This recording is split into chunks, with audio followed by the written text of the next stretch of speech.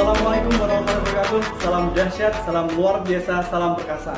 Masih bersama saya Dr. Eko. Pada kesempatan sore hari ini saya akan berbagi bagaimana kita mengantisipasi reaksi pasca vaksinasi pada broiler modern.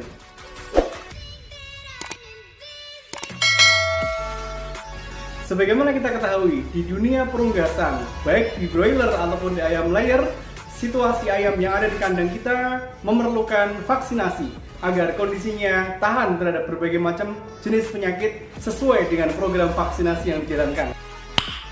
Nice. Dan sebagaimana kita ketahui, ada dua strategi vaksinasi. Yang pertama, strategi vaksinasi yang dilakukan di hatchery, dan yang kedua, masih ada juga yang menggunakan strategi vaksinasi ketika ada di dalam kandang setelah kedatangan DOC di kandang kita. Kedua strategi vaksinasi ini mempunyai dampak yang sama, yaitu munculnya reaksi pasca vaksinasi. Meskipun terjadi beberapa keparahan dari yang sifatnya ringan, yang sedang, dan bahkan ada yang situasinya parah sampai ayam dipanen, gejala reaksi pasca vaksin tersebut tidak hilang. Hal-hal apa saja yang harus kita waspadai agar gejala reaksi pasca vaksinasi ini tidak berlanjut? Dan apa saja yang menyebabkan munculnya reaksi pasca vaksinasi ini harus kita pahami sebagai suatu upaya kita untuk meminimalisir dampak tererosinya performa di kandang kita. Simak sampai video ini berakhir dan jangan lupa like, comment, and subscribe. Sebagaimana kita ketahui bahwa vaksinasi yang dilakukan di kandang ataupun di hatchery ini memberikan dampak di mana pada akhirnya stamina ayam akan berdampak terhadap adanya vaksin yang masuk dalam tubuhnya.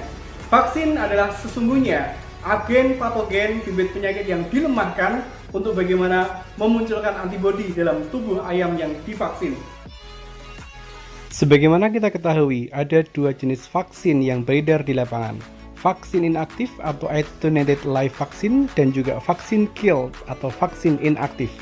Kedua vaksin ini mempunyai perbedaan yang sangat signifikan, di mana vaksin yang aktif ini material mikroorganismenya masih hidup tetapi sudah dilemahkan, sedangkan vaksin yang inaktif mikroorganisme yang ada sudah dimatikan atau hanya mengambil beberapa komponen yang imunogenik yang bisa menstimulasi munculnya antibodi. Sementara cara pemberiannya bisa diberikan secara massal untuk vaksin aktif dan diberikan secara individual untuk vaksin inaktif. Yang perlu diperhatikan dari perbedaan kedua jenis vaksin ini adalah cara kerjanya, di mana vaksin aktif atau live vaksin harus bermultiplikasi terlebih dahulu sehingga ada kemungkinan reaksi pasca vaksinasi itu muncul dengan berbagai macam derajat variasi. Ada yang ringan, ada yang sedang, dan ada juga yang parah, apalagi jika ada infeksi sekunder bakteri. Vaksin live inilah yang menjadi isu di mana pada saat kita menggunakan vaksin live terjadi dampak reaksi pasca vaksin. Berbeda dengan vaksin kill yang relatif rendah resiko pasca vaksinasinya.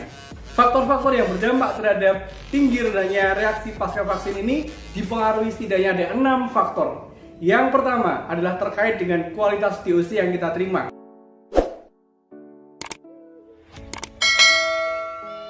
DOC yang kita terima dengan berat yang ideal, dengan keseragaman yang baik, dengan jumlah batas bawah yang lebih rendah, ini akan memberikan dampak reaksi pasca vaksinnya tidak sebegitu parah dibandingkan dengan kondisi kualitas DOC yang kita terima di kandang tidak optimal. Untuk menghitung batas bawah ada di video saya di channel yang ada, dan nanti bisa disimak bagaimana cara menghitung batas bawah. Faktor yang kedua adalah terkait dengan kontaminasi mikroplasma. Sebagaimana kita ketahui bahwa mikroplasma ini memberikan dampak yang sangat signifikan terhadap reaksi pasca vaksin, terutama mikroplasma gallisepticum, di mana mikroplasma ini akan bereplikasi di pernafasan dan gejala reaksi pasca vaksin akan lebih dalam ketika DOC tersebut terkontaminasi mikroplasma, baik dari hatchery ataupun dari induknya. Faktor yang ketiga adalah berhubungan dengan status kekebalan yang berasal dari induk. Maternal antibody memberikan dampak di mana reaksi pasca vaksin akan sedang, akan parah, atau hanya sekedar biasa-biasa saja, tidak terlalu berdampak terhadap kondisi ayam. Kemudian faktor yang keempat adalah yang berhubungan dengan strain vaksin yang kita gunakan.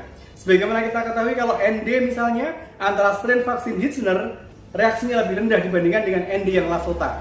Demikian juga ketika kita vaksin dengan Gumboro, antara yang intermediate dengan intermediate plus, maka reaksi pasca vaksinnya akan lebih ringan yang strain intermediate.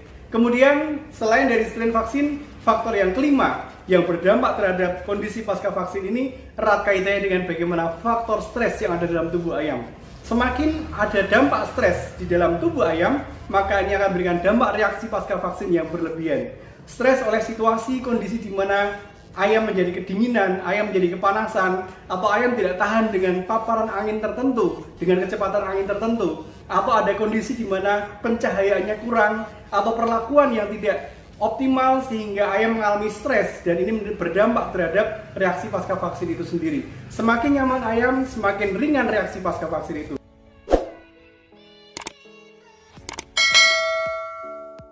Ayam yang tertekan secara kekebalannya oleh faktor-faktor stres ini akan memperparah reaksi pasca vaksinasi, sehingga kita harus betul-betul meminimalkan dampak dari kondisi-kondisi yang menyebabkan ayam tidak nyaman, sehingga dengan semakin kondisinya nyaman maka akan semakin memberikan dampak yang optimal terhadap proses vaksinasi, sehingga bisa memberikan tingkat kekebalan yang optimal. Faktor yang terakhir yang terkait dengan dampak yang diakibatkan dari reaksi pasca vaksin ini adalah waktu vaksinasi. Biasanya vaksinasi yang pertama sebagai priming ini akan memberikan dampak yang lebih ekstrim terhadap reaksi pasca vaksin dibandingkan dengan vaksin booster atau vaksin pada yang kedua kalinya atau pada vaksinasi berikutnya. Karena pada vaksin yang pertama ini sel kekebalan tubuh akan berespon terhadap jenis beberapa agen kuman penyakit, dan ini memberikan dampak reaksi lebih dalam dibandingkan ketika kita lakukan booster dengan jenis vaksin yang sama. Nice. Sehingga semakin rinci kita detail mengevaluasi program vaksinasi kita banyak berharap reaksi vaksinasi yang ada adalah reaksi vaksinasi yang minimal, tidak berdampak terhadap kondisi secara umum dalam waktu yang panjang.